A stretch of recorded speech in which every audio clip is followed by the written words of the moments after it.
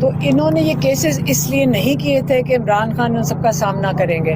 ان کا خیال تھا اتنے 200 کیسز کا پہاڑ جب نظر آئے گا تو عمران خان نے خود ہی کہہ دینا ہے کہ مجھے ڈیل کرو اور مجھے ملک سے باہر بھیج دو اور میں جا کے آرام کی زندگی کاٹوں گا. میں پاگل ہوں کہ یہ 200 کیسز کا سامنا کروں گا.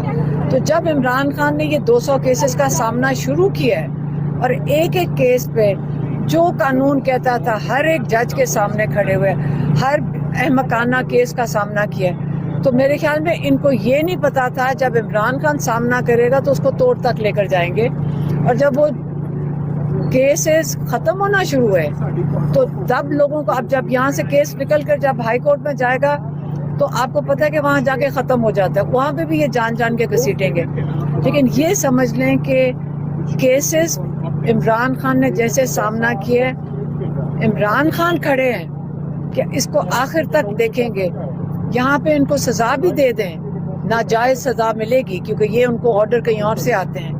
اگر دے بھی دیں، پورا پاکستان دیکھ رہا ہے کہ ایسے شخص کے ساتھ یہ کیا کیا نہیں کر رہا ہے. 500 دن سے جیل میں رکھا ہوا ہے اور جس کیس کے لیے جیل میں رکھا ہے اس میں جس کے لیے عمران خان 500 دن سے بیٹھے ہوئے ہیں وہ کیسز تو ہائی کورٹ میں جا کے ختم ہو چکے ہیں.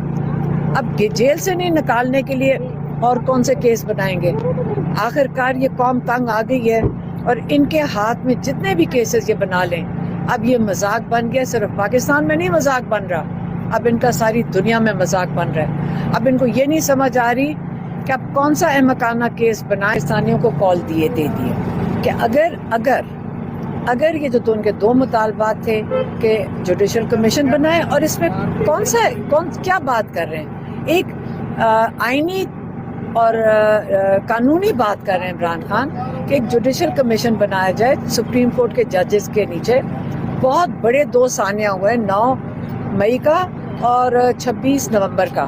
سپریم کورٹ کے 3 سینئر موسٹ ججز کے نیچے یہ کمیشن بنایا جائے، وہ ان کی تحقیقات کرنے پہ اگر یہ اتفاق کر لے حکومت اور جو ناحق قید میں لوگ ہیں ان کو رہا کر دے تو عمران خان یہ ریمیٹنس کی کال نہیں دیں گے. لیکن اگر نہیں کرتے یہ تو اتوار والے دن عمران خان نے کہا ہے کہ اوورسیز پاکستانیوں کو جو بہت پاکستان کے ساتھ جن کی لگن ہے اور وہ جو پیار کرتے ہیں پاکستان سے، ان کی فیملیز ادھر ہیں، انہوں نے کہا اپنی ریمیٹنسز بھیجنا بند کر دیں.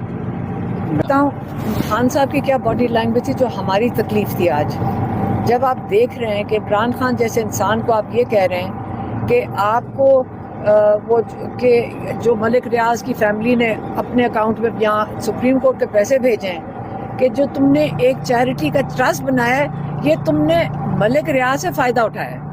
یاد رکھیں یہ کیا کہہ رہے ہیں کہ یہ جو بچے مفت تعلیم حاصل کر رہے ہیں یہ آپ نے ملک ریاض سے فائدہ اٹھایا ہے. آپ یہ سوچ سکتے ہیں؟ اب اس کے اوپر جا کے سارے پاکستانی گھر بیٹھ کے سوچیں کہ جو آج عمران خان قید اس لیے جائیں گے کہ وہاں پہ جو کالج میں القادر کے کالج میں بچے پڑھ رہے ہیں جو تعلیم حاصل کر رہے ہیں وہ اس کی سزا آج اب عمران خان کو یہ اس کے اوپر یہ قید دینے جا رہے ہیں.